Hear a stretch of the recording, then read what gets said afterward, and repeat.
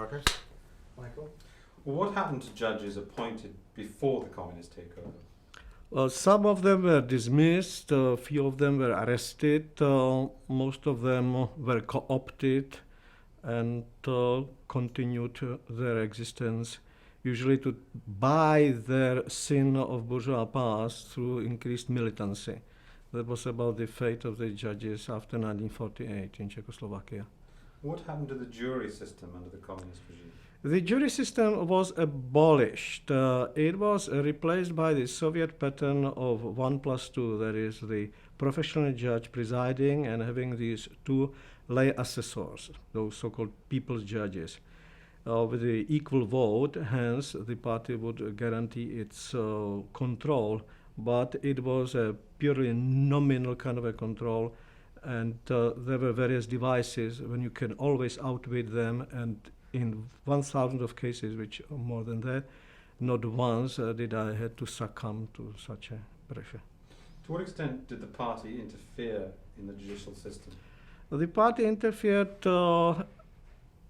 in civil adjudication, which was my field, in about 5% of cases, maybe less.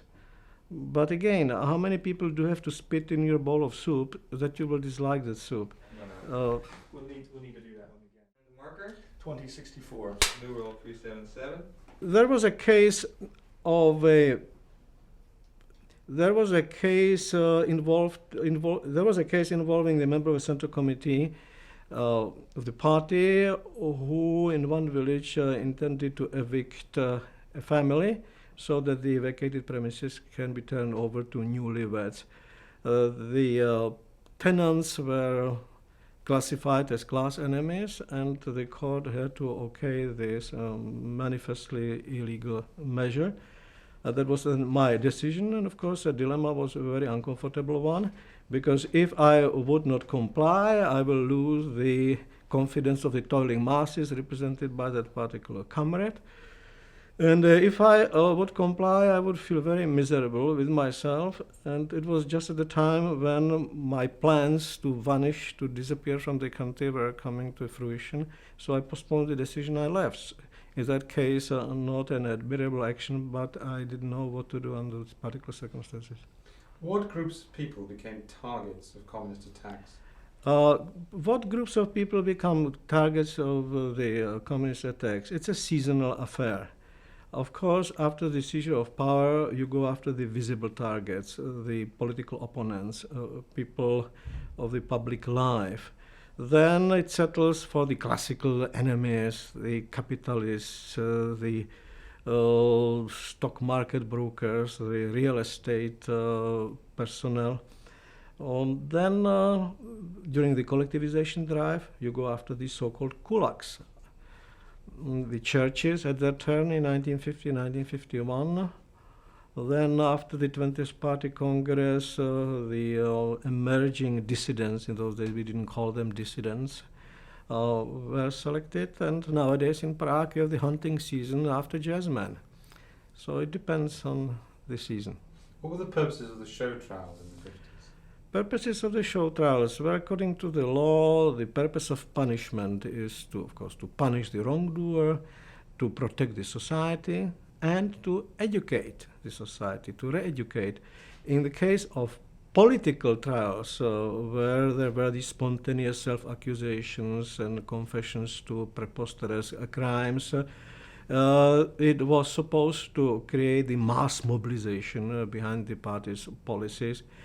These were the most hideous days I truly remember.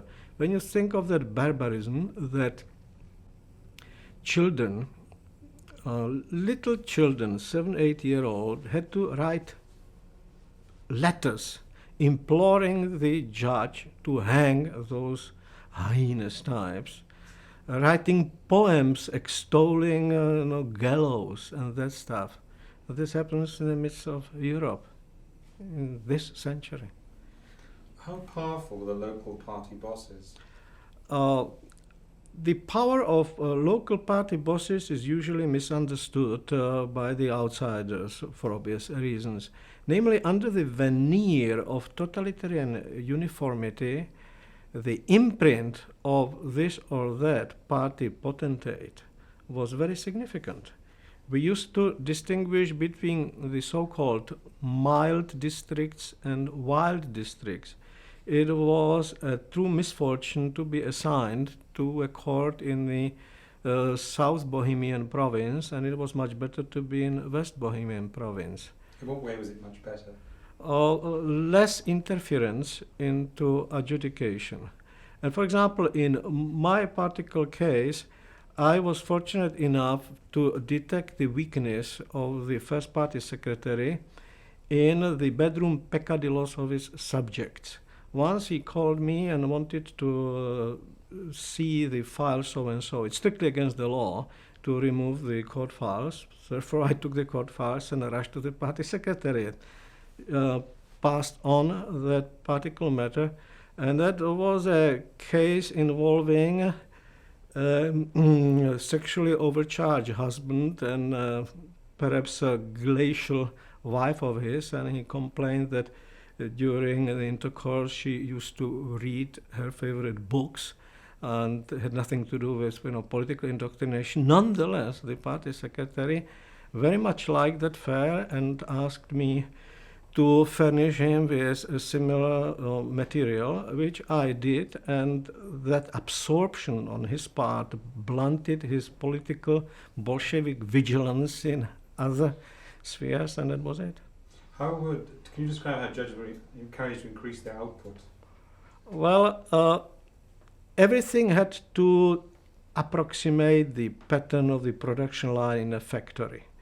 Therefore, you will not talk about your judicial performance, you will talk about output. There were quotas. In some respect, it was a useful innovation. That is, it did speed up the proceedings. You had, say, 1 month for a less than complicated civil law case, and it had to, if it was not disposed of, you had to report it. Why? Or say 2 months for a paternity case.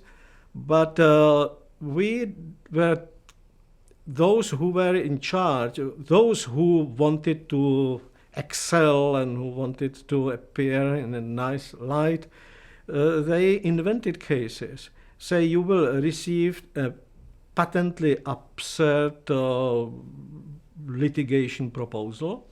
In the old days, you threw it out, or you called that person and said, listen, they will never, you have no chance, goodbye. This time it will get its number, it will be entered into the ledgers, and then it will be dismissed. Or say you have a case of a pilferage of socialized property by 10 co-employees, and instead of making it one case, as in the old days, you made 10 separate cases. How did the class origins of people affect the judgments made against them in courts? Well, in some cases, for example, there was a felony of non-delivery of agricultural quotas. In other words, bad harvest or whatever goes wrong, you are not able to deliver what you are supposed to deliver.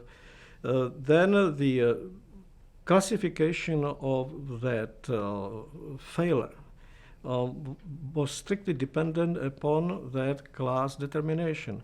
If it was a so-called small farmer, so it was a misdemeanor, a nominal fine. If it was a kulak, it was charged as sabotage, and you might have even lost your life. To what extent is a slip of the tongue or saying something about the wrong person in the party have great consequences? Well, yeah, the slip of the tongue. The Czech Penal Code includes, I think, some 17 different felonies. These so-called verbal felonies. That means you can get drunk and in a moment you will be a multiple felon. It depends where you say it, in front of whom you say it, and also what is your reputation. For example, we had in our district a former member of the Communist Party who even ran for the parliament in the old bourgeois republic. But the moment the party gained power, he detested it very substantially. And wherever he went, he, of course, was cursing the establishment. We also had one charming gentleman, the only owner of a ponytail, and he was wearing a big flower rather faded flower on his faded jacket. Some local enthusiasts were making a movie, Mozart in Pilsen, and he was a Mozart. He was a man who thought he was living in the 18th century, and he hated, for some reason, social democrats. And wherever he went, he would be cursing them. Obviously, these people were not touched by anyone. Can I ask you, to what extent is society being depoliticized? Society is being depoliticized nowadays under the conditions of the so-called normalization, because the party realized that those who read Marx, who really are involved in the ideology, they may want to change the reality, which certainly does not conform with the ideological premises. It's better to have a society anesthetized. It is that social contract. I rule, and you, for not meddling into my ruling, will be left alone. I don't want you to love me. I insist, however, to keep up appearances. And you are left with your little petty bourgeois pleasures, country house, car, a dachshund, a mistress. You may steal from the state up to a point when it doesn't become much too obvious. Do you think Gorbachev is going to help liberate Eastern Europe? During my last exam at the university, I received, in Marxism-Leninism, I received 2 questions. If one I passed, the question was 100 times nothing killed a donkey. Explain in terms of Marxist dialectics. It's very simple. Third laws of dialectics according to Stalin, accumulated quantity creates a new quality. And the second question was, what is the basic criterion of a true communist? And I stared, didn't know, and the dismayed examiner said, well, so obvious. The love for the Soviet Union, hence the Soviet Union, the model. However, now, today, this particular slogan is being considered to be subversive, because the model. Stop. All right. Okay. 2065. New Rule 378. Did the party sometimes decide what the court's judgment should be in advance? In the political cases of prime importance, the things were decided ahead of the trial. The judges strictly follow the party rules, and this were, of course, the few select judges who operated those special tribunals. In other cases, it would be presented in a form of the so-called suggestion. The party would suggest this or that. In cases of show trials, say on a provincial level, let us say that there will be an alarming increase of pilferage in restaurants. So you will pick up an exemplary case of a greedy restaurateur. He will be put on trial. They will put into the audience 500 frightened colleagues of his. And of course, such a trial then ceases to be a trial with the opportunity of an appeal, because it's already covered by the media. It is something which is kind of predestined. Obviously, their impartiality is not in part of it at all, and basically here the court is fulfilling that role of re-educating the public, to scare those potential wrongdoers from following the same perilous path. Can you give an example of how people, citizens, actually use this politicization of the system? Yeah, that is also something which surprised me rather substantially when I appeared at the court, that the rules of the game imposed by the state are then used by the people themselves in their perhaps mistaken and certainly not very admirable belief to their advantage. Let us say you are presiding over a case of a divorced couple over the custody of their child. Both of them want their child, because if you have the child in your care, your tax bracket is lower, the state-paid allowance is fairly high, and the other parent has to pay the support, and you shove the baby to the mother, he will stay with the granny, and that's it. Both of those parents have the same case. There are no particular minuses or pluses on either side. Therefore, the ex-husband may appear in the court dressed in overalls. He may present himself in a badly imitated proletarian accent. He may accuse his ex-wife of harboring pernicious religious thought, which may undermine proper upbringing of the child. He may even go through the old amorous correspondence of theirs, where there may be a phrase that may be considered of anti-state orientation. So you never knew what may really happen, and occasionally, suddenly, I recall very vividly a case when an enraged husband used the preposterous parallel of a innocent victim in that particular marriage and says, I am like South Korea, which was attacked by the aggressive North Korea, but truth will prevail, United States will win, and these kind of things. Well, obviously, you could not let it go further on, so I interrupted him and I called for the recess, and I had to calm down the people's assessors, those alleged watchdogs of ours, to explain that this was not an intentional act to undermine the prestige of the Soviet Union, but merely an aberration of a highly agitated fool. How did the communists make sure that there were loyal people inside the judicial system? The party, of course, did not trust the judges.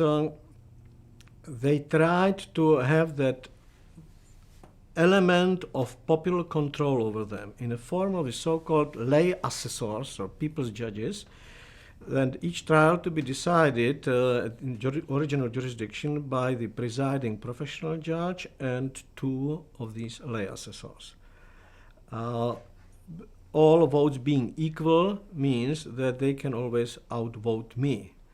It hasn't happened in a single case, because I had on my list some 60 lay assessors.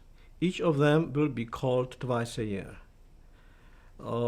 Let us say that both of them start to misbehave or would try to push me into a decision which I would find unacceptable. So I always find a reason to adjourn.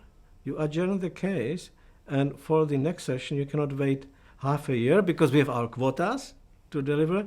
You will summon a more amenable pair of lay assessors who will comply with what you have to do.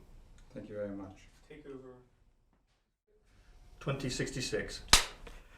After the party took over power in the country, of course, it took a while before they will be embedded and entrenched in every sphere of public life. Say in the secret police, it was right away. Actually, they were there before they seized power. And in the judiciary, it went fairly fast, but they decided, of course, not to wait for 4 years before the crop of new graduates from the law school will appear. And they set up a strange kind of a school, which was called the Law School of the Working Class, something of that sort, which lasted for about 10 months, 10 to 12 months. And there, carefully picked up proletarians, party members were trained in the matters of law, with the kind of a training for which you have to have a solid undergraduate education and spend 4 years at the law school. So they were sort of well versed with the text, but for example, they did not manage the Czech grammar. They were hopefully inarticulate.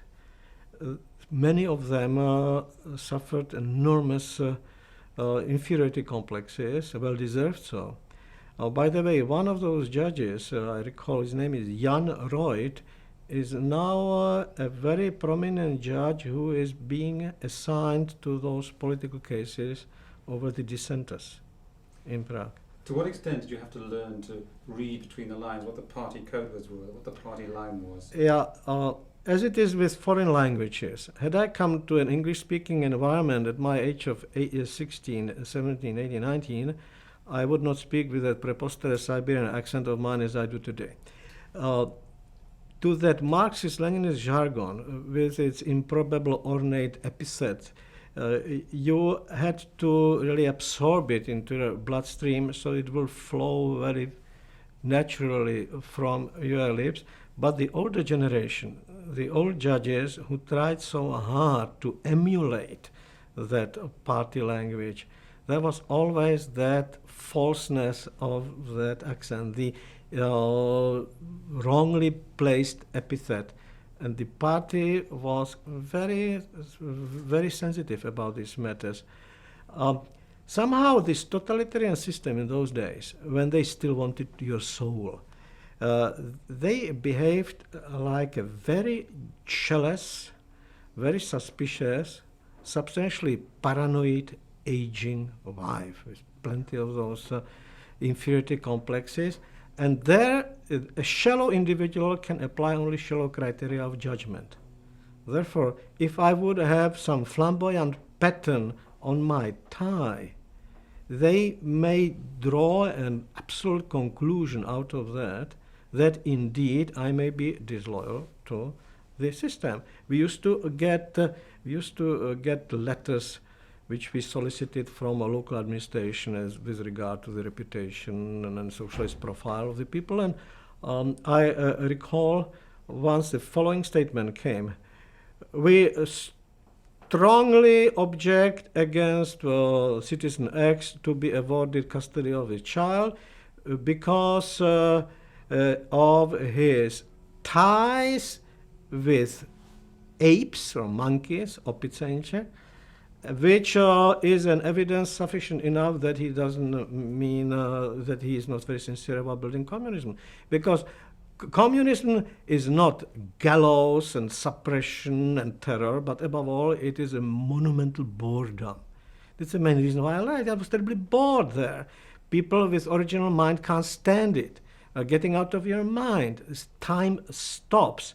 Any attempt to be witty or sense of humor is subversive in that anti-hedonistic, semi-Calvinistic, austere setting. But again, that is already a matter of the past, because in the post-invasion period, in those days, in these days, when no one wants your soul and you have plenty of outlets in alcohol and promiscuity, and I understand that there is no place more pleasantly hedonistic and immoral these days than old Prague.